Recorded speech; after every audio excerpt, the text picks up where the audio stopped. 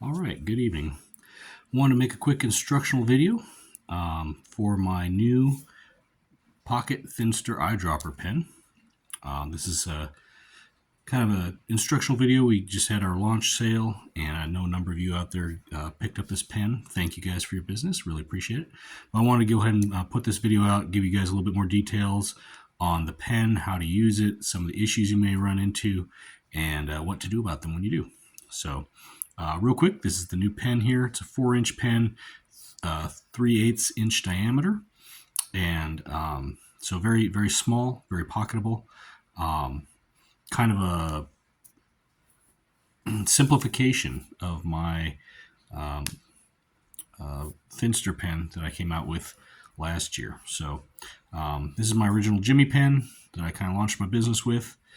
This one was made with my grandfather's ammo that I picked up that I inherited when he passed away.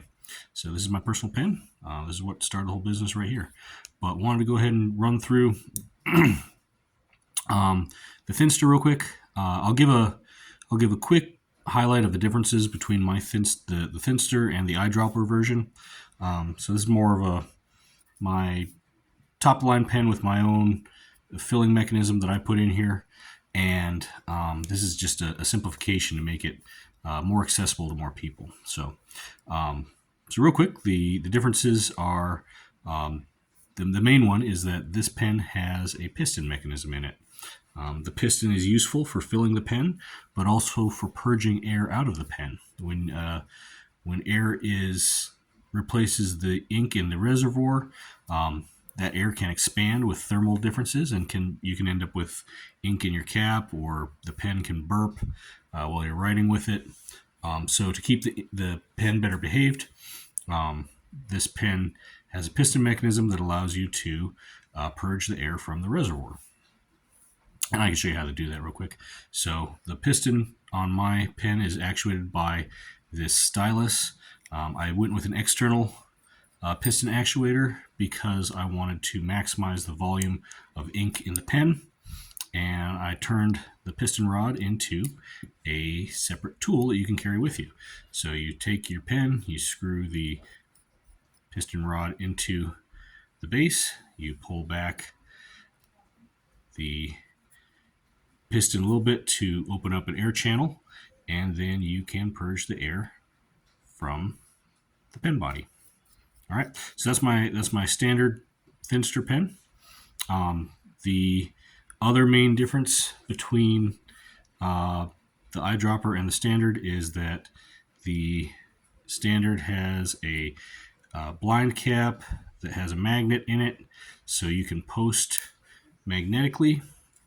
And then I use number 5.5 FPR nibs. This is a different nib in this one, but number 5.5 FPR nibs, which allows for a second O-ring at the top that does a better job of retaining the cap.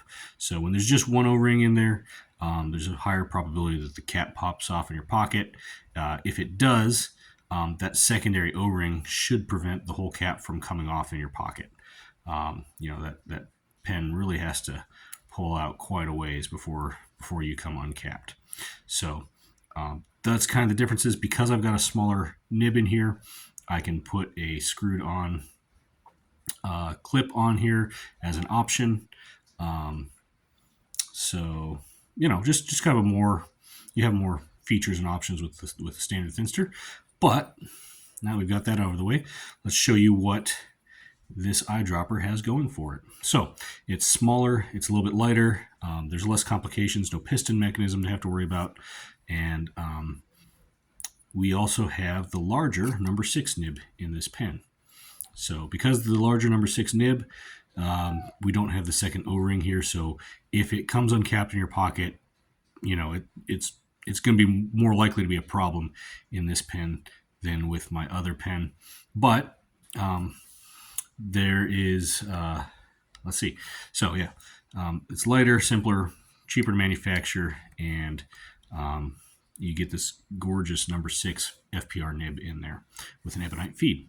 So all the materials in the standard Thinster and the Eyedropper Thinster are resistant to isopropyl alcohol, so you can use isopropyl to clean these pens, which is helpful if you have a staining ink like Noodler's Bay State.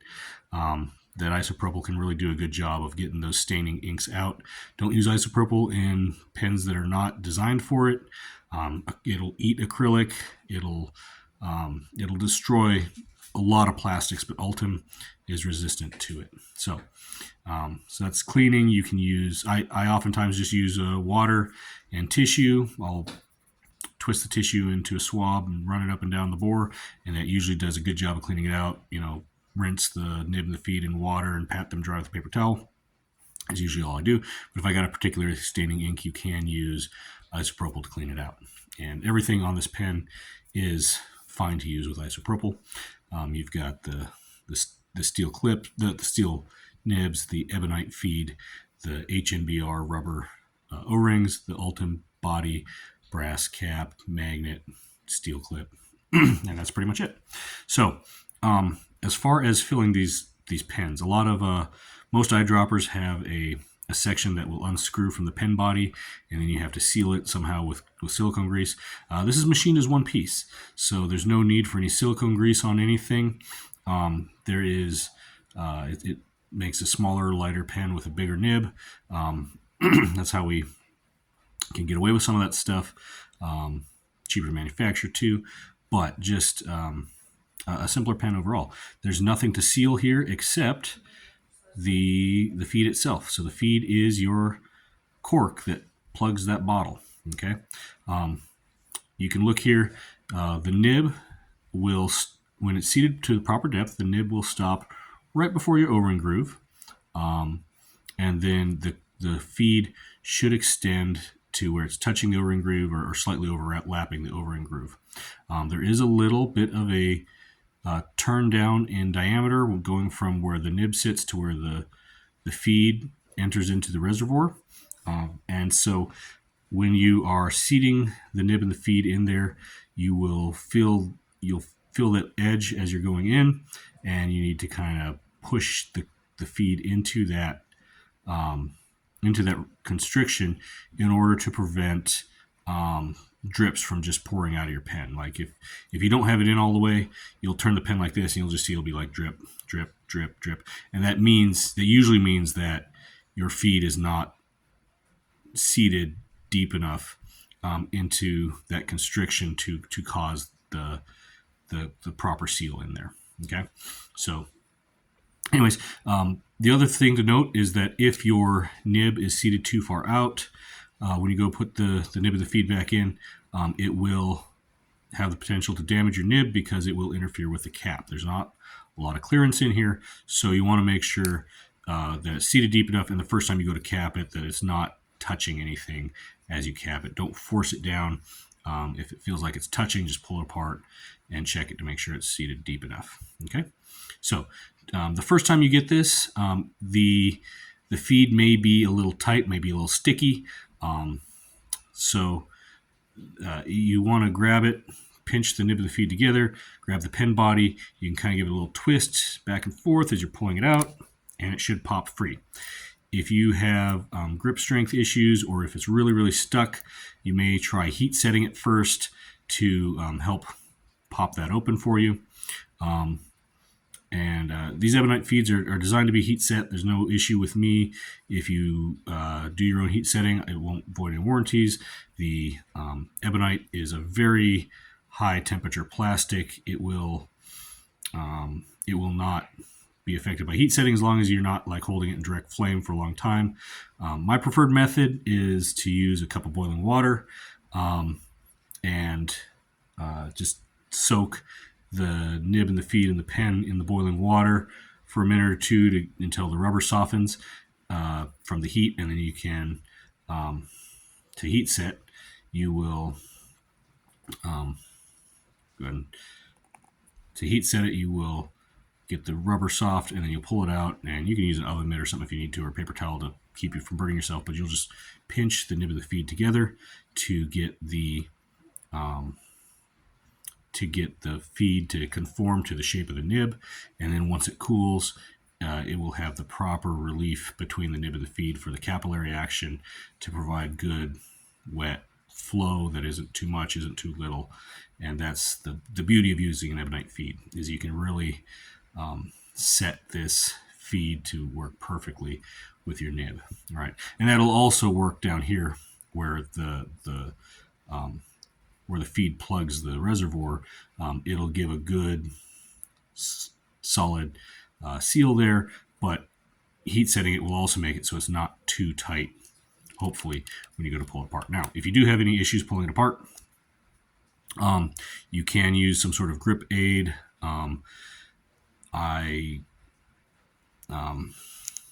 recommend heat setting first if you and then if that doesn't work and you still need, if you have compromised grip strength or something, you can do things like wrap this in a towel, use a pliers lightly to twist it back and forth and break the friction to get it to move. You want to be careful you don't crush either the nib or the feed doing that, but that can help if it is stuck. But heat setting it should help to give it the proper clearances to be able to move more freely. Okay. Like I said, when you're going to push it back in, pull this apart real quick. So you'll pull out the nib of the feed, and then you will fill it up with an eyedropper. So some ink bottles, particularly the bigger Noodler's ink bottles, are the ones that come to my mind. I think it's the 4.5 ounce bottles. They typically have an eyedropper built into them, so you can just suck ink into the eyedropper and then squirt it into the pen body. And then to put the nib and the feed back in, you'll want to align them such that the edges of the feed are more or less tangent with the edges of the nib. Pinch them together like so and insert them into the pen body. You can push here where you're pushing on both the nib and the feed together and push it in.